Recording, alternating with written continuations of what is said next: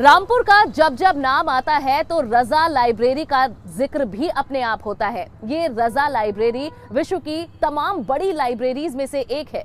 वहीं अगर शिक्षा की बात चली है तो जौहर यूनिवर्सिटी का नाम भी सामने आता है। हालांकि इसका नाम कई बार विवादों से जुड़ा है, लेकिन ये जौहर यूनिवर्सिटी छात्र छात्राओं के लिए किस तरह से फायदेमंद है और कैसे ये विवादों में घिरी, ये भी हमने जाना।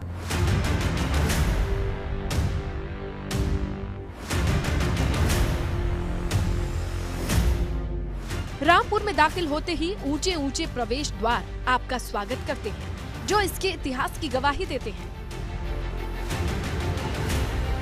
रामपुर में या तो आजम खां का दौर आपको दिखेगा, उनके कराए गए काम दिखेंगे, या फिर नवाबी दौर की झलक यहाँ आपको दिखेगी। रामपुर के नवाबी किले में हम हैं। ये वही नवाबी किला है। जब नवाबी दौर यहाँ था तो उनके किले से लेकर उनके कई संस्थान, स्कूल्स और साथ ही जहाँ जनता दरबार लगता था, वो तमाम चीजें इसी नवाबी किले के अंदर है। ये नवाबी किला कितने लंबे इतिहास को संजोए हुए है, हम भी अंदर चलेंगे और यहाँ देखेंगे वो रजा यूनिवर्सिटी, वो रजा लाइब्रेरी जो कई सालों का इतिहास अपने अंदर समेटे हुए है। चलिए अंदर चलते हैं।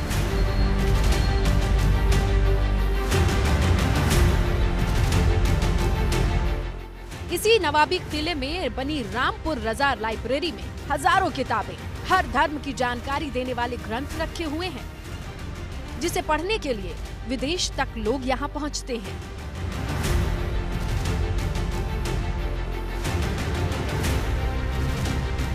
और बहुत कम लाइब्रेरी है, बल्कि इसकी रैंकिंग जो हुई है तो उस रैंक में ये तकरीबन 5वें नंबर पे वर्ल्ड की लाइब्रेरियों में इसका शुमार होता है।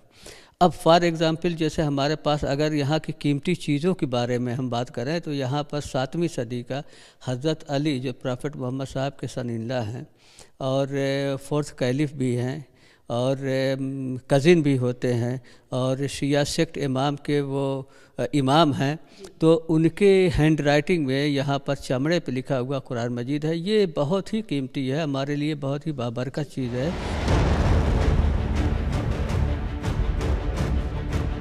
यूं तो रामपुर के चप्पे चप्पे पर आपको मुगल काल की छाप मिलेगी, लेकिन साथ ही एक और सियासतदान की छाप शहर पर लगे पत्थरों पर लिखा मिल जाएगा।